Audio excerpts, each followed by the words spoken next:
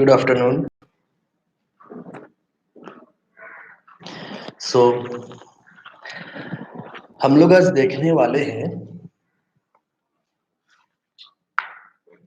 Fundamentals of investment.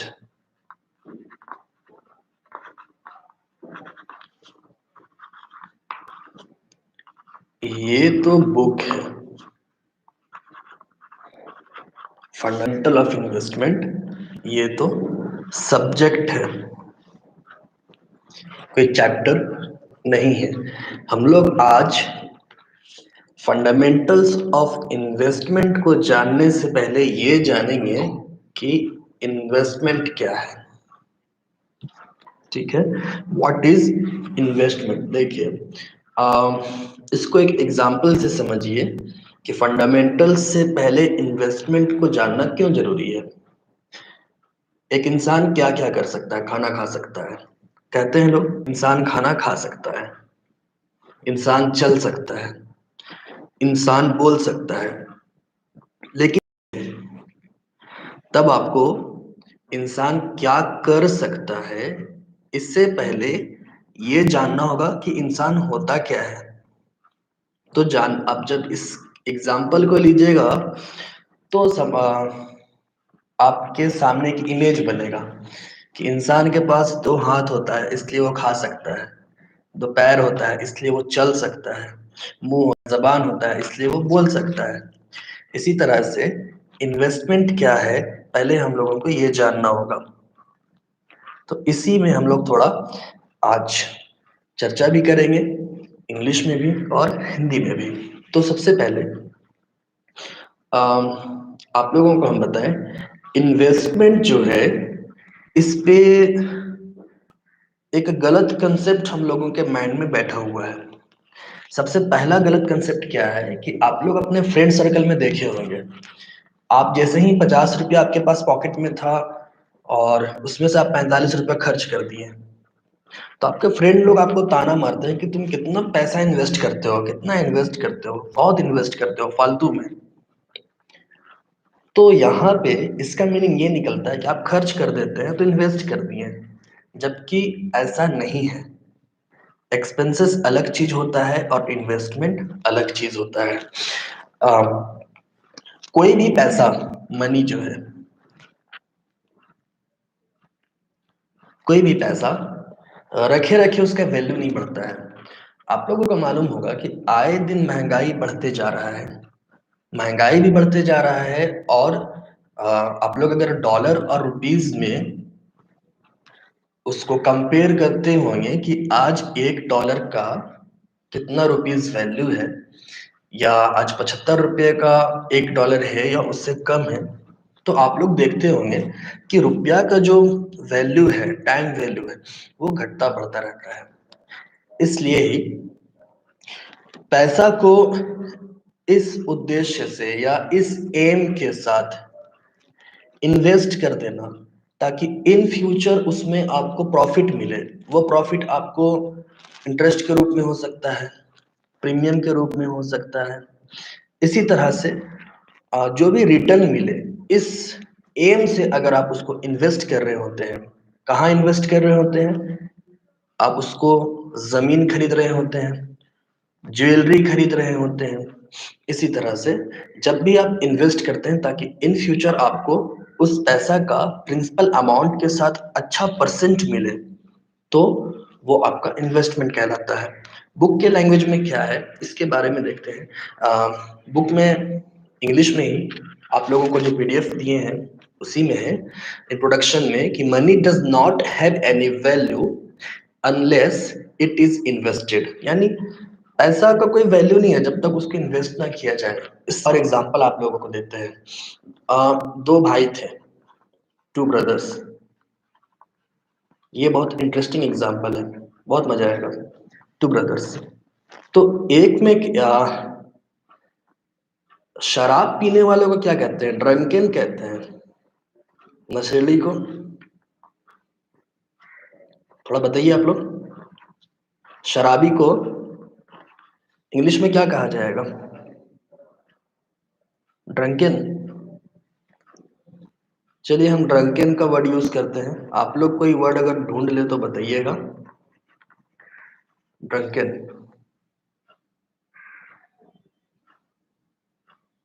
Drunken कहते हैं, ठीक है। तो इसमें थोड़ा सा ध्यान दीजिएगा, ड्रंकर और ड्रंकन, ठीक है। ड्रंकर, ड्रंकर कहते हैं, ओके। अब इस पे हम लोग आइए। दो ब्रदर्स थे, दो भाई थे। एक शराबी था, दूसरा मालदार था, धनी था, हाँ वेल्दी था। तो ये जो शराबी था ना, ये क्या करता था कि शराब पीता था, और जो बोतल्स था, शराब का जो बोतल होता था ना, इसको ये जमा जमा करके रखता था, बहुत रखता था। और ये बंदा शरीफ था, वेल्दी था, धनी था, ये पैसा को जमा कर रहा था, ये मनी को जमा करता था। तो हुआ क्या कि पहले के लोग जो पैसा जमा करते थे तो बैंक में नहीं रखते थे, वो किसी गड्ढे में डाल के रख दिए या छुपा करके रख दिए। तो ये बंदा जो वेल्दी था ना, ये पैसा जमा करके रखता था। अचानक क्या हुआ कुछ साल बाद कि महंगाई बढ़ गया। महंगाई बढ़ा ना जैसे, तो इसका जो मनी वैल्यू था वो कम हो गया। जैसे महंगाई बढ़ने का मतलब क्या है, थोड़ा यहाँ पे समझिएगा इसको। आज अगर कोई सामान 10 रुपया में एक पीस मिलेगा, और ठीक आज से अगर 4 साल बाद अगर महंगाई कम हो गया, तो 20 रुपया में यही एक पीस मिलेगा। अगर महंगाई बढ़ जाता है तो यहाँ पे क्या हुआ कि जैसे ही महंगाई बढ़ा ना, तो जब ये बंदा बहुत अमीर था, उस समय बोतल का चाहे जो भी रेट रहा हो, मान लीजिए कि 100 रुपया केजी बिकता हो, तो उस समय जो भी था, ये ड्रंकर क्या करता था, शराब पी करके पूरा बोतल को वो जमा करते जाता था।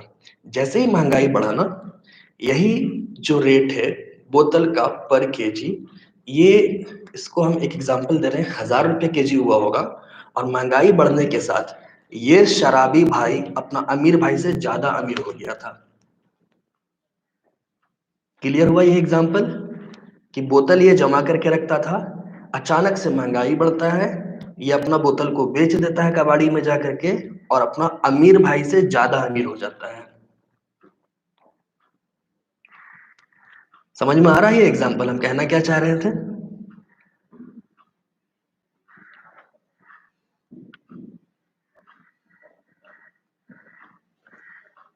उम्मीद आप लोगों को समझ में आया होगा कि जैसे ही महंगाई बढ़ा, यही एक्चुअल में इन्वेस्टमेंट का इन्फ्लेशन, सही है कोई कुमार कविश, इन्फ्लेशन। तो इसी चीज का हम लोगों को स्टडी करना है इन्वेस्टमेंट पे, कि अगर आपके पास आज अगर 100 रुपया है ना, इस 100 रुपया को अगर आप किसी अच्छे जगह में इन्वेस्ट नहीं करते हैं, तो आने वाला दिन में इसका कोई वैल्यू नहीं रह जाएगा, ठगा जाइएगा कहीं पे भी। लेकिन इसी 100 रुपया का, चलिए ये तो 100 रुपया है, हम इसको 100 लाख कर देते हैं, 100 लाख। अगर इसी 100 लाख रुपया का आप कोई जमीन खरीद लेते हैं आज के डेट में, तो जनरली क्या होता है कि जमीन आने वाला जो दिन है, जमीन का रेट हमेशा बढ़ता है। चलिए जमीन नहीं लेते हैं, आप इसमें कोई सोना ले लीजिए, ज्वेलरी का जो भी सामान है वो ले लीजिए, ऑर्नामेंट्स ले लीजिए, गोल्ड सिल्वर। क्यों? क्योंकि आने वाले दिनों में इसका रेट हमेशा बढ़ता है। यही चीज है कि कोई भी पैसा सिर्फ पैसा रहने से ही इन्वेस्ट अगर नहीं कीजिएगा, तो उसका वैल्यू नहीं बढ़ता है। उम्मीद है इन्वेस्टमेंट का अब आप लोग कुछ ना कुछ समझ रहे होंगे, कंसेप्ट आ रहा होगा माइंड में। Yes,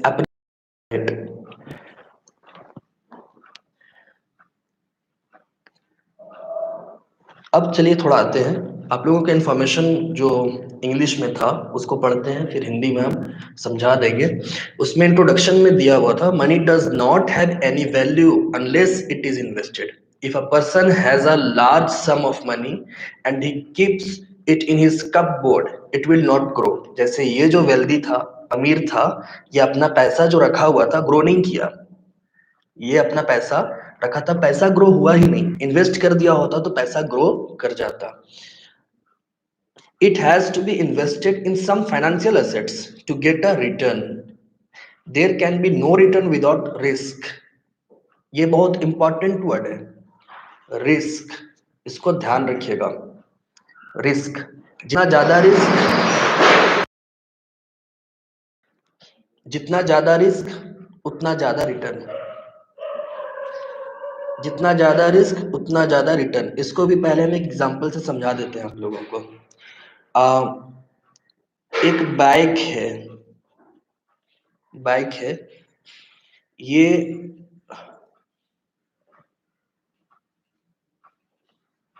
100 kilometre per hour speed, या फिर इसको ऐसे समझिए कि 100 के स्पीड में है। किलोमीटर नहीं लिखते हैं, 100 के स्पीड चल रहा है। Yes, more risk more profit. एक बाइक है जो 100 की स्पीड में चल रहा है, फर्स्ट बाइक। और सेकंड बाइक जो है ये 50 का स्पीड में चल रहा है। अब आप लोग बताइए कि 100 किलोमीटर का जो डिस्टेंस है, 100 किलोमीटर, दोनों में से कौन बाइक पहुंचेगा?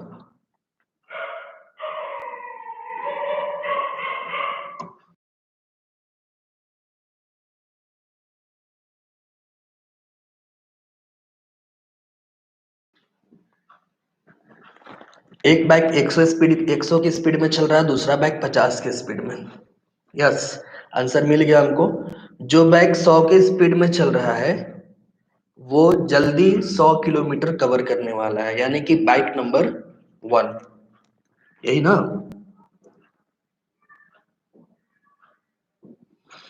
हाँ, डॉग का साउंड भी आ रहा है, इसलिए आ रहा है कि मेरे इंस्टीट्यूट के बाहर में कुछ डॉग्स हैं और मार्केट खाली है, इसलिए वो लोग अपना काम कर रहा है, हम लोग अपना काम करते हैं। ठीक है, सो ठीक है, आप लोग बहुत सही पकड़े। बाइक 1 जो है ये 100 किलोमीटर जल्दी तय करेगा। लेकिन एक बात बताइए, ये दोनों में से एक्सीडेंट होने का किसका ज्यादा चांसेस है? बाइक 1 का? सही पकड़े हैं। क्या है? दोनों में से ज्यादा चांसेस एक्सीडेंट होने का किसका है? बाइक 1 का। और ऊपर जाने का किसका चांसेस है? बाइक 1 का ही। यही रिस्क है।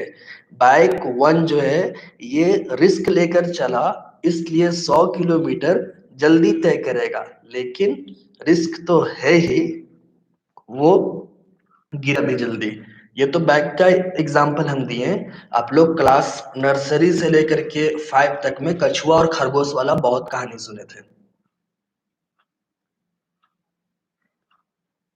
खरगोश के पास रिस्क ज्यादा था, दौड़ा, थक गया, सो गया। जबकि कछुआ धीरे धीरे चला और पहुंच गया। लेकिन यहाँ पे खरगोश कछुआ नहीं है, एक्चुअल में यहाँ पे हम लोगों का जो एम है वो प्रॉफिट कमाना है। तो ये था रिस्क। अब हम लोग आगे बढ़ते हैं।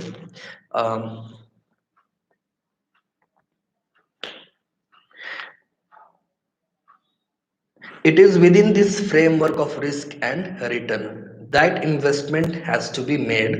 It is assumed that a person is risk averse and at the same time he expects a good return on the money that he invests. Therefore, an investor has to trade off between risk and return. समझे? Risk and return. ये 100 का speed आपका risk था और 100 kilometre जल्दी पहुंच जाना, यही तो रिटर्न है कि कौन पहले पहुंचा। तो इसी 100 का स्पीड और 100 किलोमीटर पहुंचना, इस बीच में जो ट्रेड चलता है ना, इस बीच में, यही तो इन्वेस्टमेंट है। एक इन्वेस्टर इसके बीच में जो खेल रहा होता है यही तो इन्वेस्टमेंट है। अब देखिए इसके आगे में है टर्म्स भी है इसका, understanding the terms of investment, लेकिन एक्चुअल में हम लोग टर्म्स में नहीं जाना है, कुछ चीजें और रैपिडली हम लोग चर्चा करते हुए आगे बढ़ेंगे। अब हम लोग देखते हैं डेफिनेशंस, आप लोग अब बुक से पढ़ लीजिएगा, वो क्लियर हो जाएगा। अब उम्मीद है इतना तो आप लोगों का कंसेप्ट अब क्लियर हो चुका है कि इन्वेस्टमेंट है क्या चीज। अब हम लोग आगे चलते हैं और कुछ आ, और न्यू टॉपिक्स पे हम लोग पहले चर्चा कर लेते हैं। सेकेंड पॉइंट था financial and economic meaning of investment. देखिए इन्वेस्टमेंट जो है ना, एक्चुअल में इन्वेस्टमेंट भी तीन टाइप से होता है। अगर इसको हम लोग अलग करें तो इन्वेस्टमेंट को हम लोग तीन तरह से बांट सकते हैं। Investment can be distinguish between three types.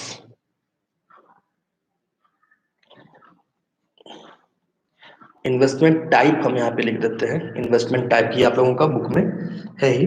First है इकोनॉमिक इन्वेस्टमेंट, इसको हिंदी में कहते हैं आर्थिक विनियोग। इकोनॉमिक इन्वेस्टमेंट, ठीक है। इकोनॉमिक इन्वेस्टमेंट क्या है इसके बारे में थोड़ा जानिए।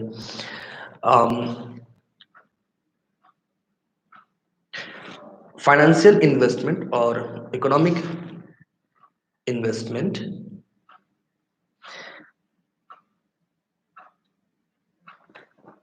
ये एक्चुअल में कोई भी इन्वेस्टमेंट को इंक्रीज करना। इकोनॉमिक इन्वेस्टमेंट का मतलब है इंक्रीजमेंट।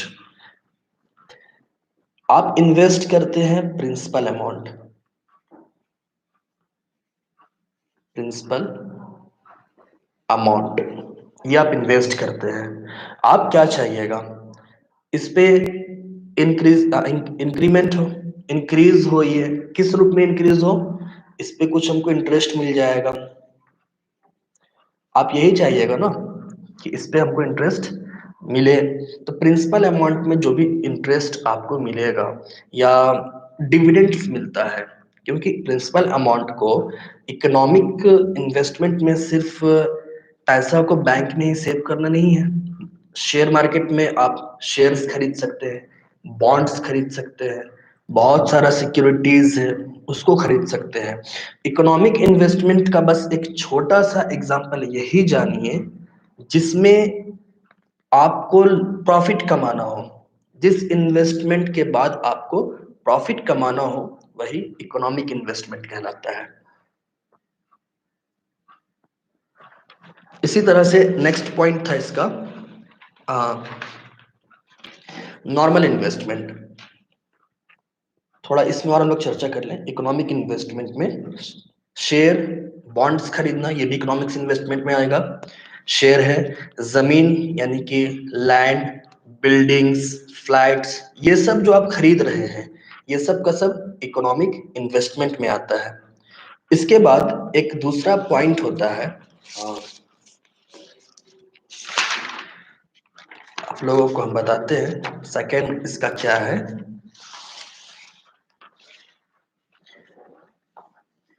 दूसरा होता है normal investment. Normal investment, normal investment में है क्या चीज, आप कोई टीवी खरीद लिए, ठीक है, टीवी खरीदे, टीवी का रेट आए दिन बढ़ता नहीं है, खरीद लिए हो गया। रेफ्रिजरेटर खरीद लिए, खरीदे तो एक एसेट्स ही, लेकिन आने वाला दिनों में इसका कोई अच्छा मूल्य, अच्छा रेट आपको रिटर्न में मिलेगा ये कोई जरूरी नहीं है। वो एडवर्टाइज आता है ना, अंकल का टीवी डब्बा। अब बड़ा वाला टीवी को आप लोग लीजिएगा क्या सेकेंड हैंड, नहीं लीजिएगा ना। अब आप जब भी लीजिएगा तो फ्लाइट वाला टीवी लीजिएगा। तो जो बंदा आज से 10-15 साल पहले इन्वेस्टमेंट में वो बड़ा वाला टीवी खरीदा होगा तो उसका रेट बढ़ा कहाँ, हाँ वहां पे एक पैसा जो था उसका वो सिक्योर हो गया और उस टीवी से वो कई साल तक बेनिफिट्स लिया, इंटरटेनमेंट किया। इसी तरह से रेफ्रिजरेटर में देखिए, मोबाइल्स हो गया, लैपटॉप्स हो गया, इसलिए ये नॉर्मल इवेंट में वही चीज आता है कि आप कुछ ऐसा एसेट्स को परचेज कर रहे हैं जिसका इन फ्यूचर बहुत ज्यादा रेट मिलने वाला नहीं है रिटर्न में, यहां तक कि हो सकता है प्रिंसिपल अमाउंट भी ना मिले।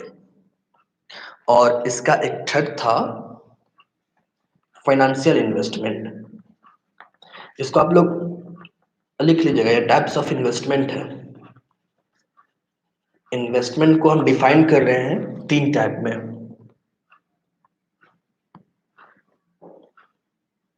फाइनेंशियल इन्वेस्टमेंट,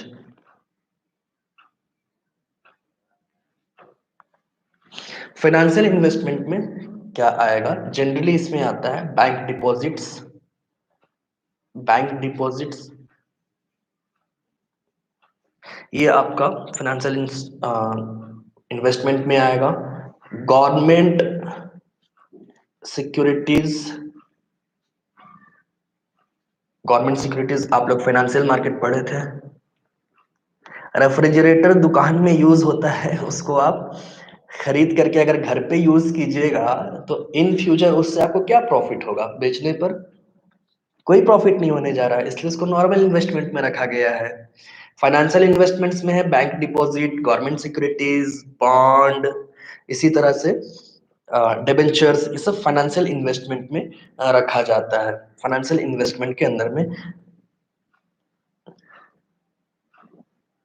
गवर्नमेंट सिक्योरिटीज ये फाइनेंशियल इन्वेस्टमेंट में आता है। एक चीज और आप लोग थोड़ा देखिए, सेबी जो है ना, security exchange board of India, इसका फॉर्मूला फुल फॉर्म किनको पता था? यस, एफडी भी कह सकते हैं, अनस अहमद। सेबी का फुल फॉर्म किनको मालूम है?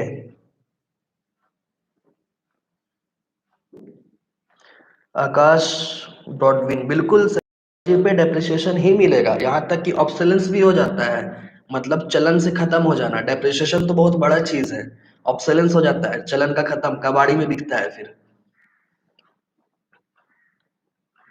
Disposal is hard in normal investment, सही है कुमार।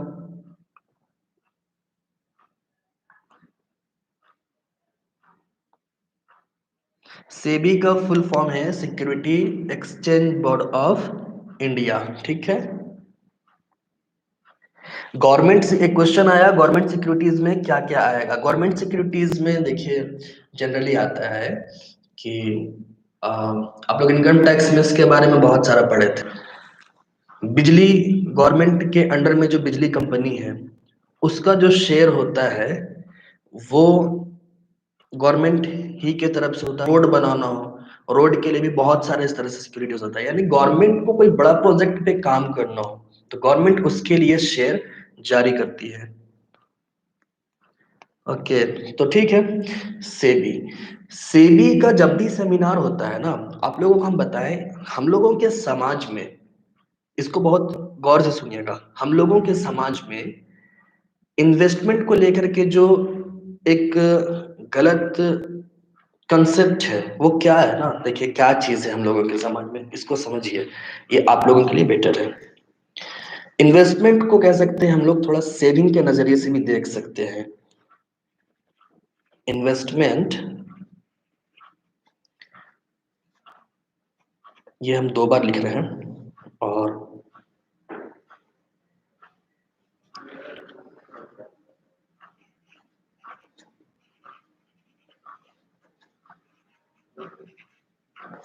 ये हम लिखे हैं इन्वेस्टमेंट और सेविंग, ये दोनों एक ही चीज है, सेविंग, ताकि आने वाले दिनों में ये हमको फायदा पहुंचाए। गैम्बलिंग के बारे में हम लोग जाने, gambling is equal to share market in the society, इसके बारे में भी हम लोग देखेंगे गैम्बलिंग क्या है और इन्वेस्टमेंट क्या है। देखिए, investment is equal to income minus expenses.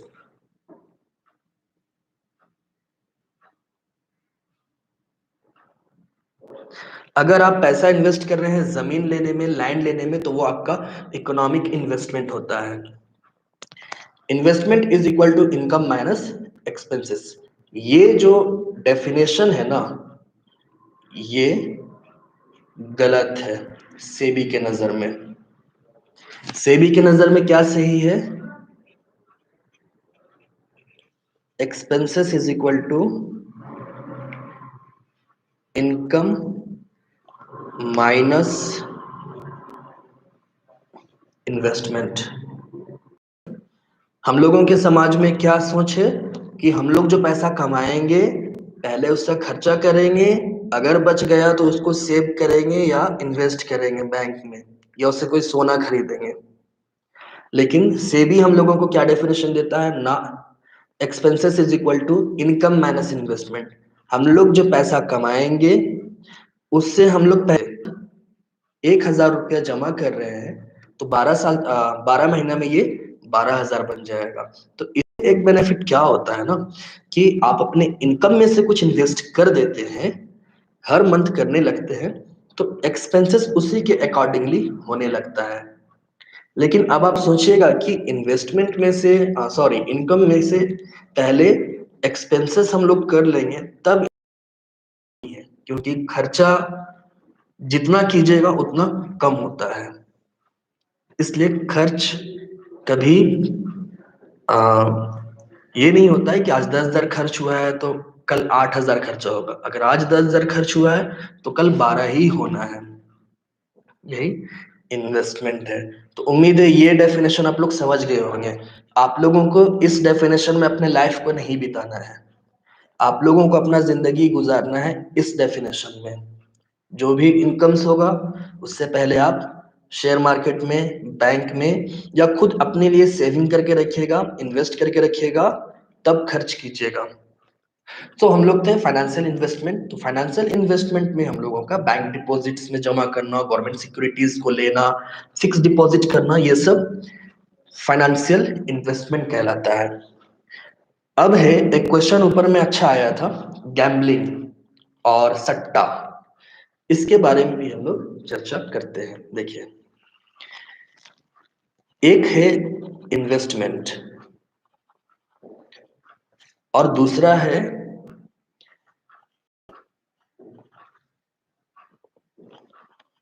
Speculation. इसको हिंदी में कहते हैं सट्टा, निवेश और सट्टा। ये भी आप लोगों को पीडीएफ में मिलेगा। इन्वेस्टमेंट के बारे में अभी हम लोग देख लिए। इन्वेस्टमेंट में क्या होता है कि डेटा को एनालाइज किया जाता है। आप किसी भी कंपनी का शेयर कब खरीदिएगा? जब उसका डेटा एनालाइज कीजिएगा, देखिएगा कंपनी कितना बेटर चलता है, इसका है कितने ईयर में ये बेटर रिटर्न दे सकता है आपको, या आपको जो इन्वेस्ट करना है वो किस परसेंट से करना है। यही इन्वेस्टमेंट में देख करके किया जाता है। लेकिन सट्टा जो होता है वो क्या है?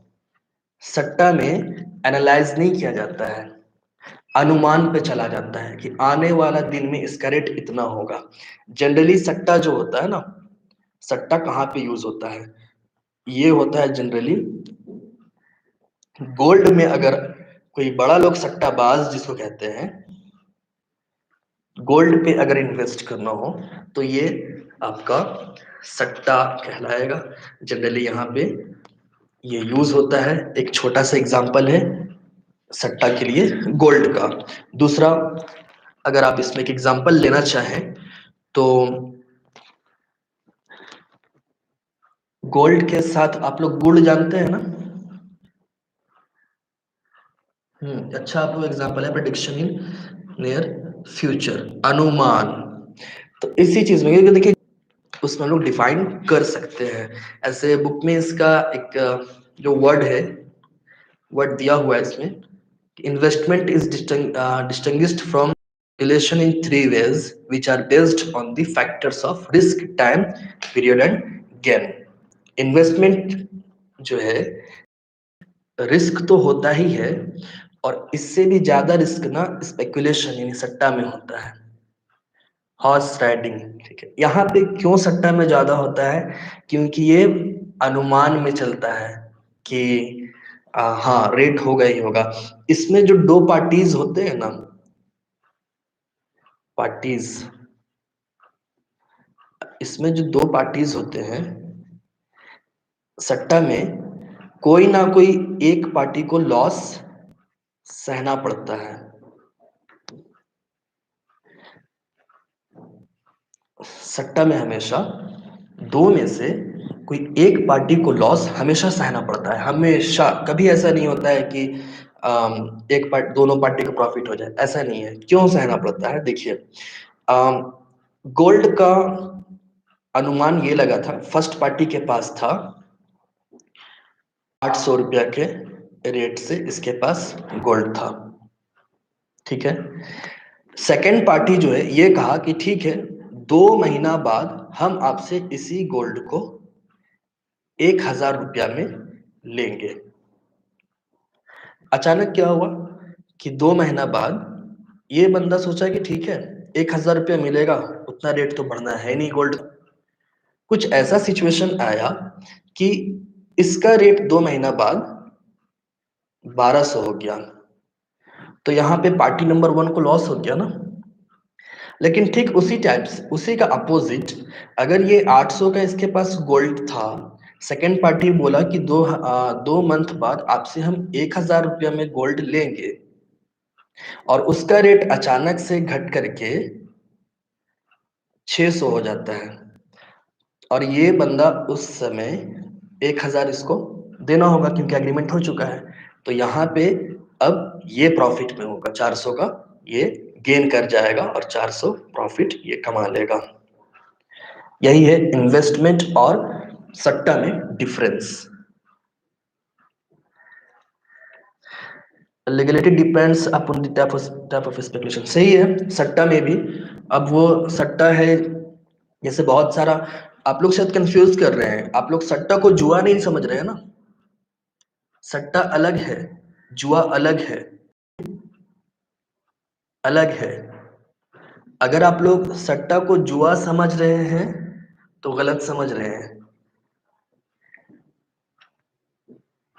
थोड़ा अपना कंफ्यूजन बताइए, आप लोग क्या सट्टा को जुआ समझे थे?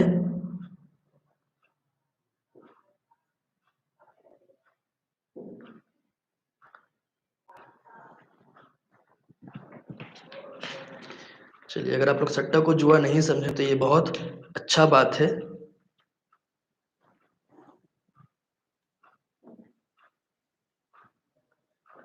बहुत अच्छा एग्जाम्पल आप दिए हैं।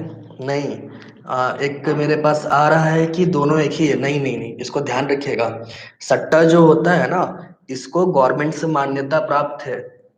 सट्टा को गवर्नमेंट से मान्यता प्राप्त है। अच्छा एग्जाम्पल दिए थे करेंसी एक्सचेंज। करेंसी एक्सचेंज ये बहुत अच्छा एग्जाम्पल था। सट्टा और जुआ में भी डिफरेंस समझ में आ जाएगा आप लोगों को। हाँ, सट्टा, वो क्रिकेट जो आप लोग देखे थे ना, जन्नत मूवी, वो गैम्बलिंग था, सट्टा नहीं था वो। उसको ध्यान रखिएगा। आप लोग समझ रहे हैं, जन्नत मूवी देख करके और सोच रहे हैं कि सट्टा गैम्बलिंग है। नहीं, सट्टा को गवर्नमेंट से परमिशन मिला हुआ है। इसका डेटा हर दिन गवर्नमेंट के पास जाता है। क्रिकेट में जो लगाते हैं वो जुआ है, गैम्बलिंग, वो सट्टा नहीं है। ये अभी आईपीएल इस बार नहीं हुआ ना, नहीं तो आईपीएल में लोग कितना सट्टा लगाता है, उसको लोग सट्टा का नाम दे देता है। एक्चुअल वो सट्टा नहीं है, वो गैम्बलिंग होता है, वो जुआ, मूर्खतापूर्ण जिसको कहा जाता है। यस। तो अब उम्मीद है ये आप लोग का भ्रम निकल गया होगा कि सट्टा अलग है और गैम्बलिंग अलग है। जन्नत मूवी में जो था वो गैम्बलिंग था, सट्टा नहीं था, वो जुआ था। सट्टा जो होता है ये गोल्ड में है, करेंसी एक्सचेंज में है। अब चलिए आप लोगों को हम बताते हैं गैम्बलिंग के बारे में। सट्टा होता है, स्पेकुलेशन इंग्लिश में कहा जाता है, अनुमान के आधार पर बिजनेस चलता है। क्लैरिफाई हो गया। चलिए अब बताते हैं आप लोग को थोड़ा गैम्बलिंग के बारे में।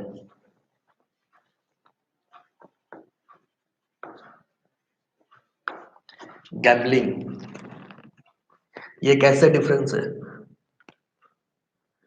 हॉर्स राइडिंग जो होता है, एक तो वो कैजुअल इनकम तो है ही, बट वो भी गैम्बलिंग में ही आता है, ठीक है। गैम्बलिंग में ही वो भी आता है। ये अलग मैटर है कि उस इनकम पे आप को टैक्स देना पड़ता है 30%, लेकिन वो गैम्बलिंग है, हॉर्स राइडिंग भी। अब गैम्बलिंग देखिए क्या चीज है, इन्वेस्टमेंट और गैम्बलिंग। ठीक है,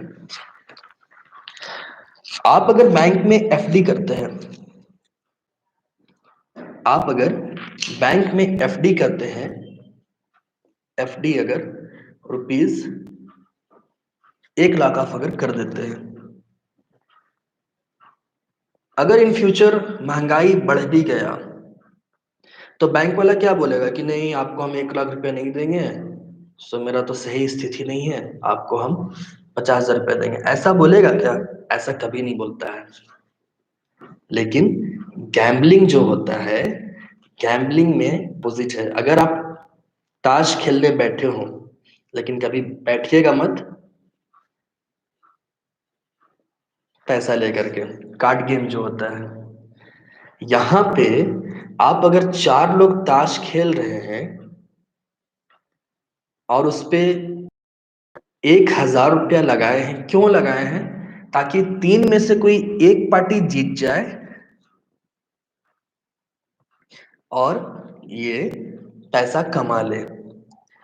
इसमें कोई डाटा एनालाइज होता है क्या कि इस बार में हम ही जीतेंगे? ऐसा नहीं होता है ना, नहीं होता है ऐसा। हम ही जीतेंगे कोई जरूरी नहीं है, या हम हार जाएंगे ये भी जरूरी नहीं है। गैम्बलिंग में क्या होता है, गैम्बलिंग में अनिश्चितता होता है, इसमें कोई एक निश्चित नहीं होता है, फिक्स्ड नहीं होता है कि आप ही जीतने वाले हैं या आप ही हारने वाले हैं। गैम्बलिंग तो इसको कह सकते हैं कि मूर्ख जो कहते हैं, फूल्स, वो लोग इसको करते हैं। ये गैर कानूनी भी है और अनैतिक भी होता है। इसके बारे में थोड़ा हम बुक से आप लोगों को बताते हैं। Gambling is artificial and unnecessary risk. ठीक है, gambling is artificial and unnecessary risk created for increased expected return. The difference between investment and gambling is very clear from the above discussion. It is established that investment is an attempt to carefully plan, evaluate, and allocate funds in various investment outlets, which offers safety of principal. अभी आप लोगों को बताएं, FD में अगर आप 1 लाख रुपया invest करते हैं तो कुछ हो ना हो प्रिंसिपल अमाउंट आपको रिटर्न मिल जाएगा। लेकिन यहाँ पे अगर आप कार्ड गेम खेल रहे हैं, 1,000 रुपये लगाए थे और हार गए, तो आपके साथ बैठ के खेलने वाला लोग इतना बड़ा दिल वाला तो नहीं होगा कि आपको 1,000 रुपये दे देगा। उल्टा क्या क्या कर देगा आपका वो हम लोग बेटर जाने। आप समझ रहे हैं क्या क्या होता है कार्ड गेम में। यहाँ पे प्रिंसिपल अमाउंट नहीं मिलेगा, लेकिन इन्वेस्टमेंट में प्रिंसिपल अमाउंट मिल जाता है। जैसे म्यूचुअल फंड आप लोग नाम सुने होंगे, एडवर्टाइज भी आता है म्यूचुअल फंड, सही है। वहां पे भी जब आप पैसा इन्वेस्ट कर रहे होते हैं ना लॉन्ग टर्म के लिए, तो पैसा रिटर्न मिल जाता है। ठीक है, आप लोग नहीं लगाते हैं, आप लोगों को लगाना भी नहीं है।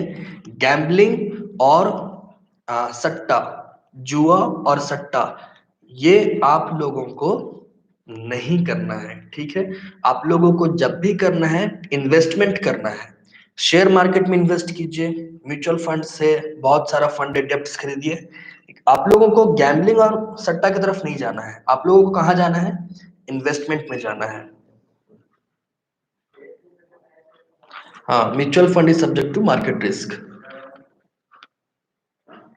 ये गैम्बलिंग जो होता है इन्वेस्टमेंट का अपोजिट होता है, क्योंकि आप लोग प्रोबेबिलिटी पढ़े थे ना,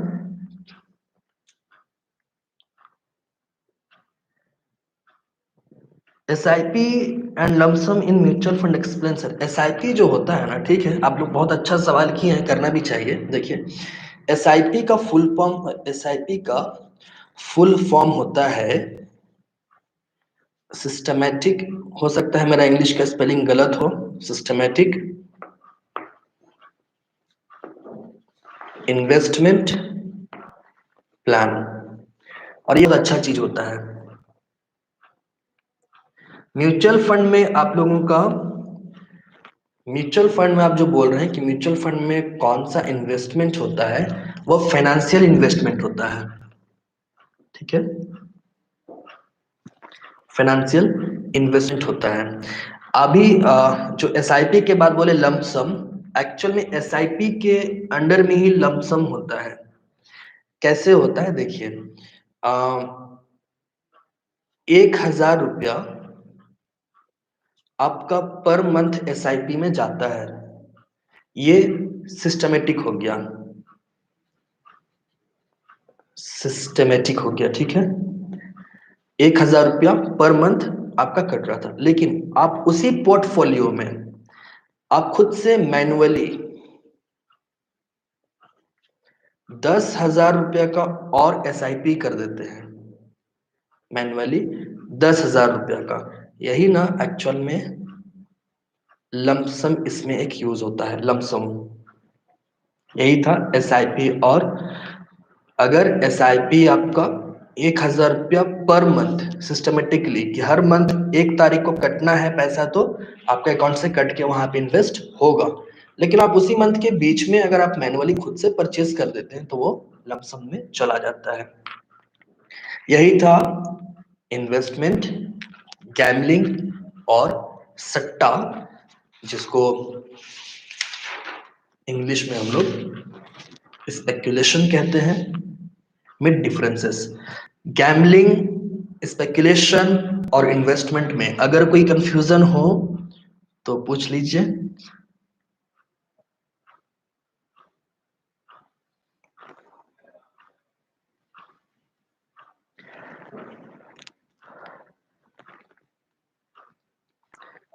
वंस मोर, किस चीज के बारे में जानना है वंस मोर?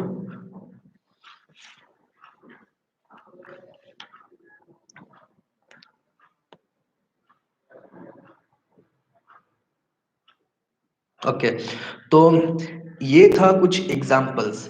अब आप लोग अम, इसका जो ऑब्जेक्टिव्स है, ये भी आप लोगों को पता होगा, प्रॉफिट का प्रॉफिट, यही कोई भी इन्वेस्ट करते हैं तो इस तरह से आप लोगों का इन्वेस्टमेंट का और भी कंसेप्ट्स आगे में है। आप लोगों को जो पीडीएफ दिया गया है, हिंदी में जो पीडीएफ है वो पूरा का पूरा बुक है, लेकिन इंग्लिश का जो पीडीएफ आप लोगों को सेंड किया गया था उसमें बस एक ही चैप्टर है, इंट्रोडक्शन ऑफ इन्वेस्टमेंट।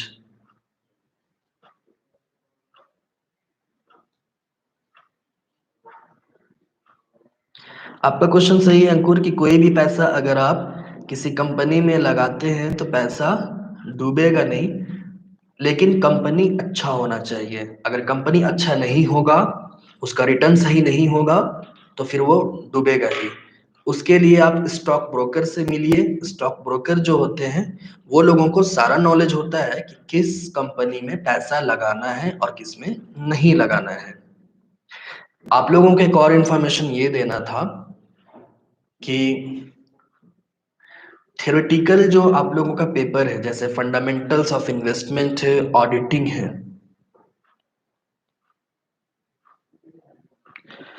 तो इन पेपर्स का जो कंसेप्ट है उसको अब हम लोग लैब में नहीं देखेंगे। उसके पीछे रीजन ये है कि लैब में डिस्कशन करने से टाइम भी ज्यादा लगता है और ज्यादा चीज कवर हो नहीं पाता है। इसलिए जो प्रैक्टिकल पेपर है फाइनेंशियल मैनेजमेंट, हम लोग नेक्स्ट क्लास से फाइनेंशियल मैनेजमेंट को ही आगे बढ़ाएंगे, और इन थ्योरेटिकल पेपर्स का हम वीडियो बना करके अपलोड कर दिया करेंगे, आप लोग उसी से थ्योरी कंप्लीट कर लीजिएगा। अच्छा ठीक है, बहुत अच्छा क्वेश्चंस आ रहा है कुमार कविश और खुशबू का, कि डीमैट अकाउंट के बारे में आपको जानना है और इन्वेस्टमेंट के लिए ज्यादा अमाउंट चाहिए होता है ना। नहीं खुशबू, आपको हम बताएं कि इन्वेस्टमेंट के लिए ज्यादा पैसा नहीं चाहिए होता है। आप 100 रुपया से भी इन्वेस्टमेंट कर सकते हैं। म्यूचुअल फंड सेबी का गाइडलाइंस के अकॉर्डिंग अब इतना आसान हो गया है एसआईपी करना कि आप उसको 100 रुपये से शुरू कर सकते हैं।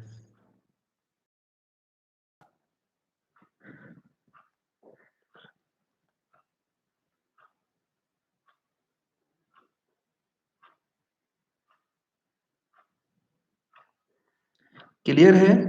इन्वेस्टमेंट कितना से शुरू किया जा सकता है? आप पर मंथ 100 रुपया से भी शुरू कर सकते हैं, और ज्यादा से ज्यादा आप उसमें 1 लाख लगा दें, 2 लाख रुपया पर मंथ कर लें, लेकिन आप उसको 100 रुपया से भी शुरू कर सकते हैं। डीमैट अकाउंट जनरली ये स्टॉक ब्रोकिंग का जो काम करते हैं उनके पास होता है। डीमैट अकाउंट से ही शेयर खरीदा जाता है। एसआईपी के लिए भी कुछ आपको पोर्टफोलियो दिया जाता है, वहां से भी डीमैट की तरह कुछ काम आप लोग कर सकते हैं।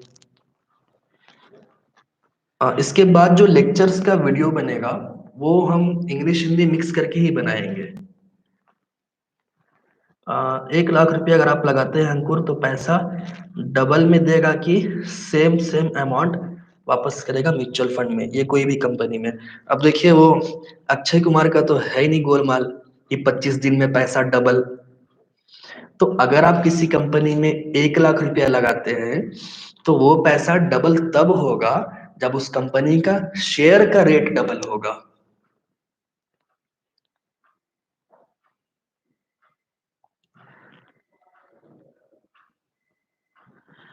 10 रुपया से 10 मिलियन तक नहीं, वो शेयर का रेट होता है 10 रुपया 12 रुपया। एक्चुअल में है कि आपका जो 100 रुपया से ही इन्वेस्टमेंट अभी शुरू होता है, उससे कम पे शुरू नहीं होगा।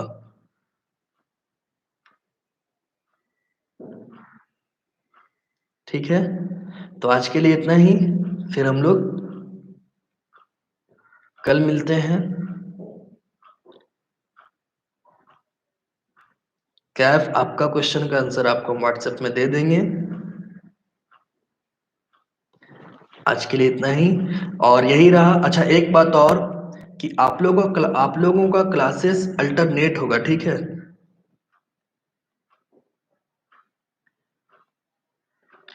क्लासेस अल्टरनेट होगा, कल क्लास ऑफ है। हम आप लोगों को नया शेड्यूल बना करके ग्रुप में डाल देंगे। शेड्यूल रूटीन बना करके ग्रुप में डाल दिया जाएगा कि किस किस दिन आप लोगों का क्लास है। और नेक्स्ट क्लास हम लोगों का फाइनेंशियल मैनेजमेंट का ही है, ठीक है? जो प्रैक्टिकल है पहले हम लोग उसको कवर करेंगे। थ्योरी में तो आप लोगों को महारत हासिल है, महारत, कॉमर्स के स्टूडेंट को महारत हासिल है। आप लोग एक लाइन अगर जान जाए तो उसे पूरा कॉपी भर देते हैं। सच बोल रहे हैं ना हम?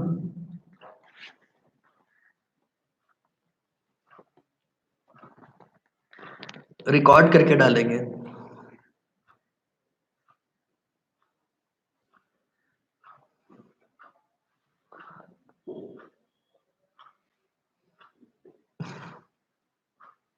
है कि नहीं? आप लोगों को अगर एक लाइन पता चल जाए तो पूरा कॉपी भरते हैं थ्योरी में। तो ठीक है, थ्योरेटिकल का हम इसमें सॉल्व करेंगे। कल क्लास ऑफ है, हम लोग फिर परसों मिलेंगे।